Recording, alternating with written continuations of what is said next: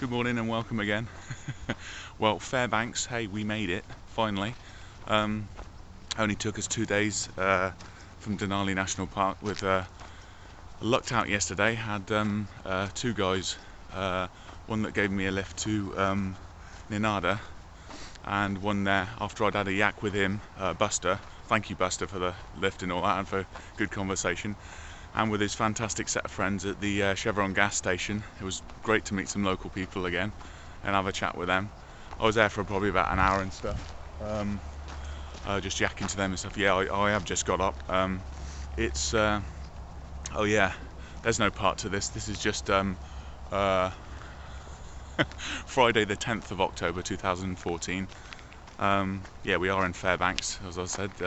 We arrived here about 2 p.m. yesterday. Spent basically the oh yeah, sorry, and I've got to thank as well Walter for basically taking me all the way. I think it was about 44 miles from Ninada to right, almost within a few blocks of my backpackers hostel, which is about that way, about a block.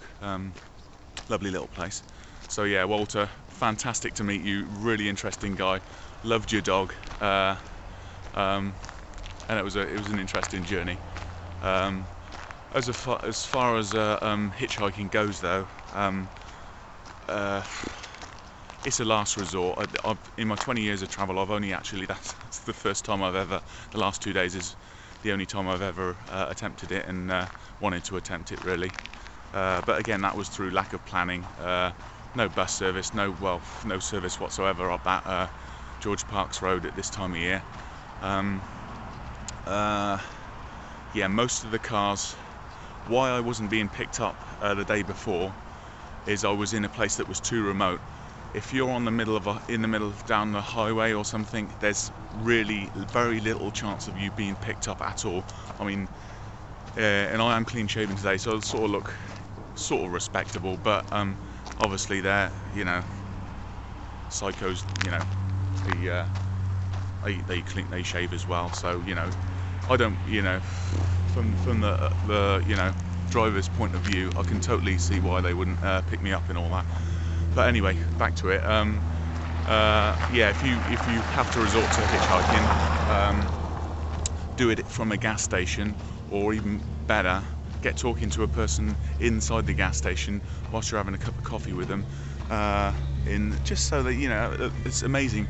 Just 2-3 minutes of conversation, people can feel like they can trust you in their own personal space of their car, and that, you know, just to reassure them that you're not going to turn out to be a nut job and try and, you know, off them and take their car and stuff. Yeah. Oh yeah, this what was I on about? Yeah, basically yesterday I arrived here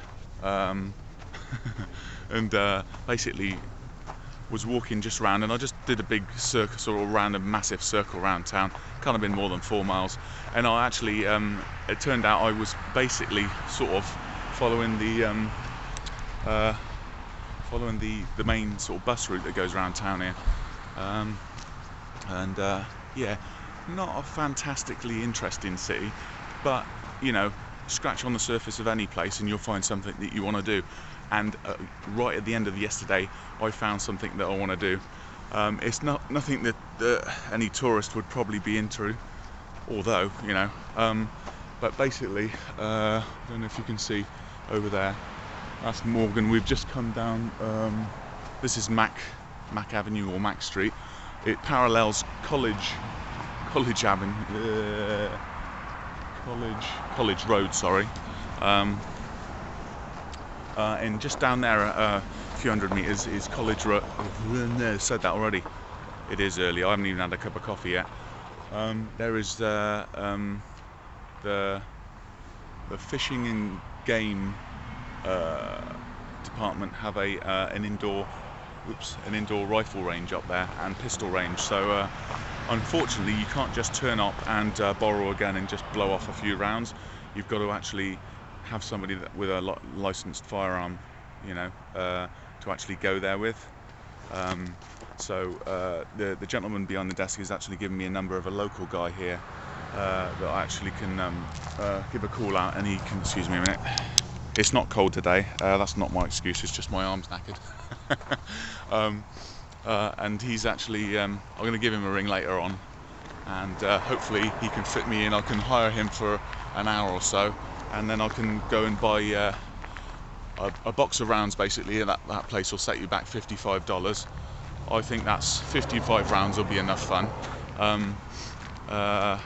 There is a I believe there is a caliber restriction on the indoor range, but I don't want to fire hand cannons anyway. So I'll be lucky. Well, I'll be happy if I have some practice. Basically, I'm shot a firearm for about 20 years. I was all right with the rifle, but absolutely pants with a handgun and stuff.